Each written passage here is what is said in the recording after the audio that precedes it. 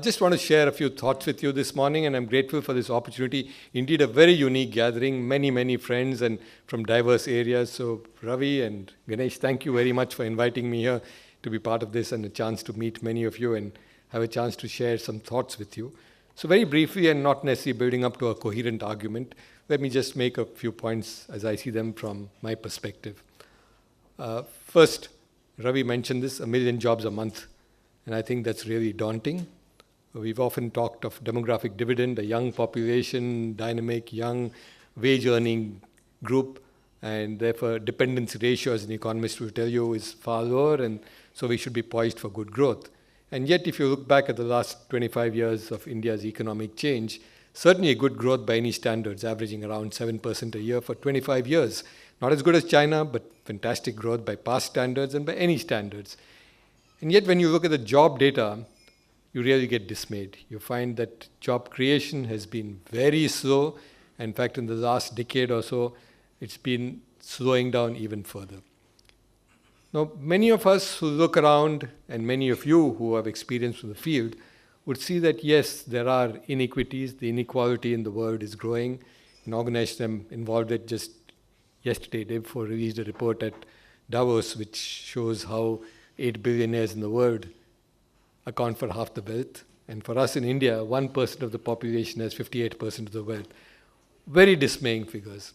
And yet, as I said, for those who work in the field, I think all of us can vouch that, in fact, the situation in terms of jobs is not quite reflected in terms of what the data shows. Things are bad. In bad years, they're really worse, as in a drought year. But yet, we have seen a lot of progress. And I think the answer to that is in part what Ravi said.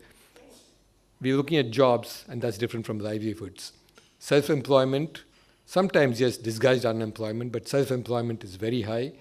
And employment in the so-called informal sector has been growing by leaps and bounds. Some of it unfortunate, contract employees who get paid far less than regular employees for doing the same work. Some of it is exploitative. Some of it is just market forces. I mean, I talk to a lot of people, not just unskilled people, but highly educated young people, and they tell me, which, from my generation somewhat astounds me, forget all this provident fund and retirement and gratuity. I want cash now. And part of the problem, as many people have pointed out with our employment structuring, is that a lot of it gets cut out. What the person gets in hand is far less than what the payment is. I'm not talking of the sort of payments that disappear, but payments that go into long-term benefits. And therefore, the livelihoods where people actually get cash to the game is good in the short term. Long term, there are worries about how the informal sector is going to make for long-term positivity in terms of high-quality employment. So that's, I think, a problem that's well known. I don't want to dwell on it. But to me, this presents phenomenal opportunities. The challenge of having a young population, the challenge of having a growing economy, and the opportunities that it throws up for new kinds of livelihoods, not necessarily jobs, but self-employment, entrepreneurial employment, informal sector employment, all kinds of things that we need to do here and now before we transition to higher quality jobs. In this, we see more and more that if people are to make this sustainable, you need skills. And the training for skills is a huge challenge. One of the big challenges there is recognition of the training, value of training, the recognition for value of certification. Most industry doesn't do this. And this is where I want to spend a couple of minutes on what the government has been trying to do. They've tried very hard. They recognize the problem. They set up a National Skills Development Authority, the National Skills Development Council that has been giving out grants and loans. They've tried to really trigger the system, and they've brought in a lot of industry collaboration, which has been key to this. They've set up a whole host of, an alphabet soup of things like the NOS, National Occupational Standards, and then there are, qualification packs, the QPs, and there's a whole host of them that goes down the line to set the curriculum. This has been done jointly with industry in the expectation and hope that such certification will be valued by industry, which will then, either pay more or recruit people from that area, which will stimulate the total system and get the cycle going. To my mind, that's not quite happening. It's maybe early days to call the shots, but somehow, for whatever reason, not all of industry values those certifications as saying this is a preferred person, or that I'll pay more, or that I'll recruit only those who are so qualified. The person off the streets gets the same chance as somebody who has a certificate.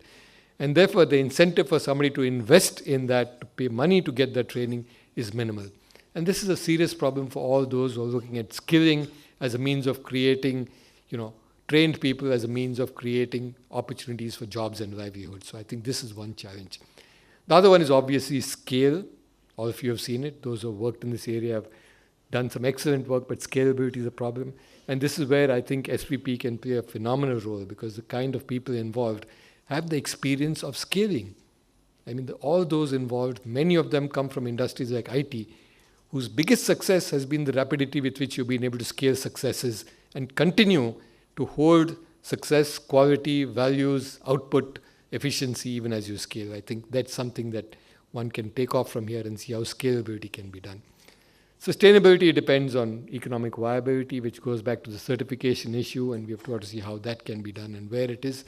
And quality. When you expand, as I said, quality often suffers. Many industries, again I refer to IT, have shown that you don't have to necessarily lose quality when you scale. Our education system has been the other end of the spectrum. As we have scaled, quality has gone down the tube practically. You see the RT, very well intentioned, the right to education, very successful in terms of increasing enrollment, all the inputs that have gone into it. The output has been dismal. The quality has in fact gone down by any measure. So we seem to have these opposite things. And one lesson to me from there is, again, I go back to what Ravi mentioned, that don't necessarily depend on the government.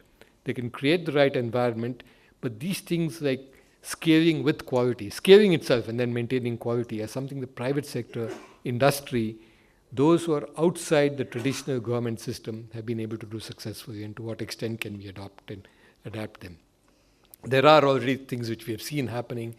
I mean, look at an organization like Seva. It's huge. Started with an idea, and they deal with livelihoods. They don't necessarily deal with jobs. Phenomenally successful in what they've done. Just now, Ashwin mentioned the milk revolution in Amul.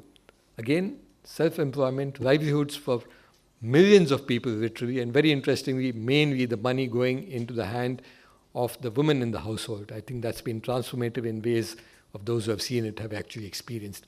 So I think these are experiences too which we can learn from and do as we go ahead. And we can see what are the ecosystems that they were able to create that made these possible. I think there are learnings there.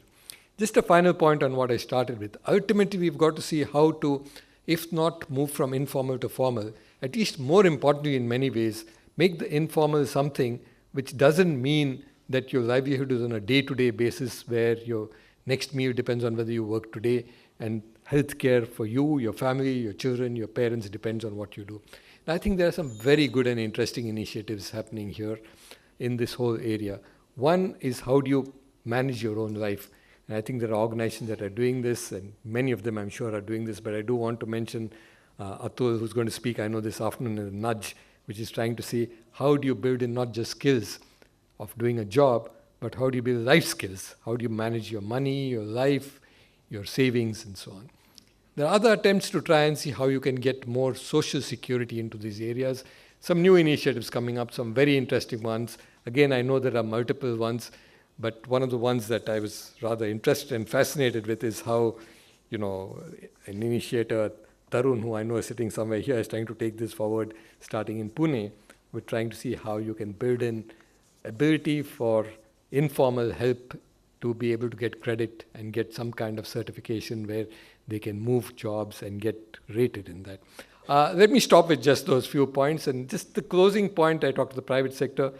One of the things that many of us might want to do is that government puts a lot of money into this sector. And one thing maybe that's been done in many places for different areas, from food to education, is whether we can look at some kind of coupon system. Singapore has set the model in many ways where they're giving the equivalent of coupons to employed people for upgrading their skills. Can we look at something broader, which will stimulate the ecosystem in a big way, saying, hey, go and get training where you want, you choose the trainer. It will build in competition, it will build in a choice, it will bring in the private sector, it will bring in entrepreneurs, and it will bring in a new kind of drive. So some thought about, instead of the government making direct investments, can they facilitate this by allowing people to go where they want, pick the skill they want? After all, who knows which skill is required tomorrow? None of us know. Let them pick it and try it out themselves. Thank you.